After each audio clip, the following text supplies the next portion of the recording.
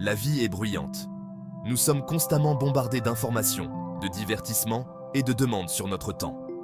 Il est facile de se sentir tiré dans 1000 directions, de perdre de vue ce qui compte vraiment. En tant que chrétiens, nous sommes appelés à quelque chose de plus élevé. Notre foi n'est pas un rituel du dimanche matin, mais une relation vivante avec Dieu qui devrait imprégner tous les aspects de notre vie. Pourtant, combien de fois nous retrouvons-nous pris dans le courant des priorités du monde ? Combien de fois courons-nous après des plaisirs éphémères au lieu de rechercher une joie durable ? Il ne s'agit pas ici de juger, mais d'être honnête.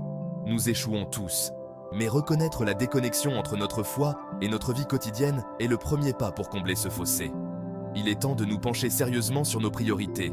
Investissons-nous notre temps et notre énergie dans des choses qui nous rapprochent de Dieu ou qui nous en éloignent? Utilisons-nous nos ressources pour bénir les autres ou pour accumuler davantage pour nous-mêmes? Ce sont des questions difficiles, mais ce sont les questions que nous devons nous poser si nous voulons vivre une vie qui reflète vraiment notre foi. Nos actions parlent plus fort que les mots. Nous pouvons parler d'amour, mais faisons-nous preuve d'amour dans nos interactions avec les autres? Nous pouvons prêcher le pardon, mais nourrissons-nous du ressentiment dans nos cœurs? Vivre une vie de foi signifie accorder nos actions à nos valeurs. Il s'agit de faire chaque jour des choix qui reflètent les enseignements du Christ. Ce n'est pas toujours facile.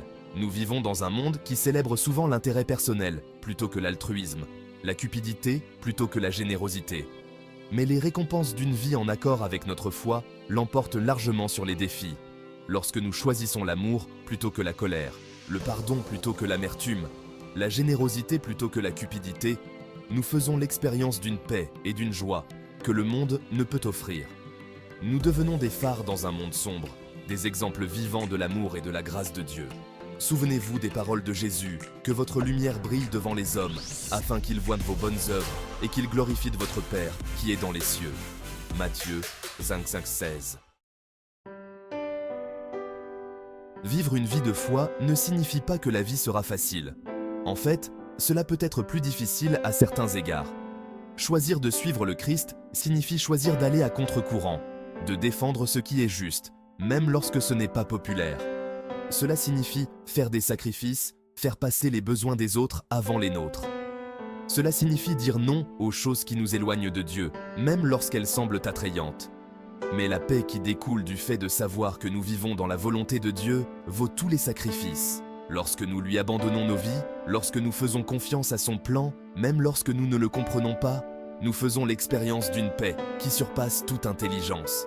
C'est une paix qui nous soutient dans les épreuves, nous réconforte dans la douleur et nous donne de l'espoir pour l'avenir. Cette paix n'est pas l'absence de problèmes, c'est la présence de Dieu au milieu d'eux. C'est l'assurance que nous ne sommes pas seuls, qu'il est avec nous à chaque étape.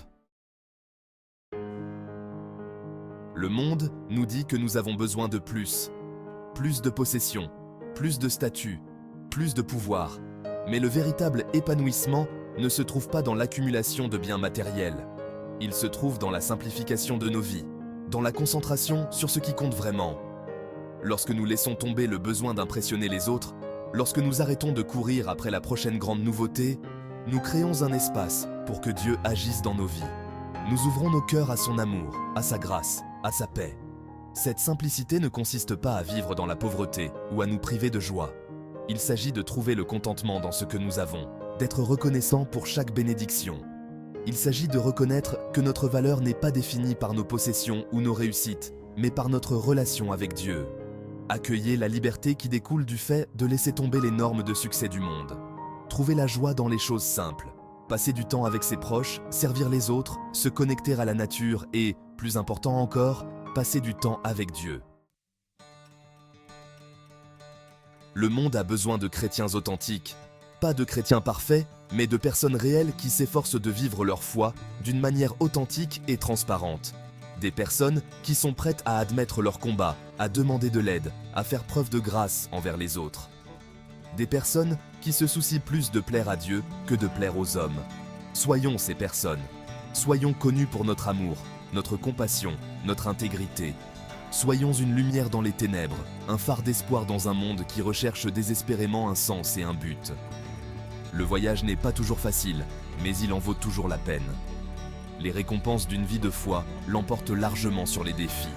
Encourageons-nous les uns les autres, soutenons-nous les uns les autres, et mettons-nous les uns les autres au défi de vivre une vie qui reflète véritablement l'amour et la grâce de notre Sauveur. Allez, et vivez votre foi avec courage, avec conviction et avec une confiance inébranlable en celui qui vous a appelé. Le monde attend de voir ce que Dieu peut faire à travers vous.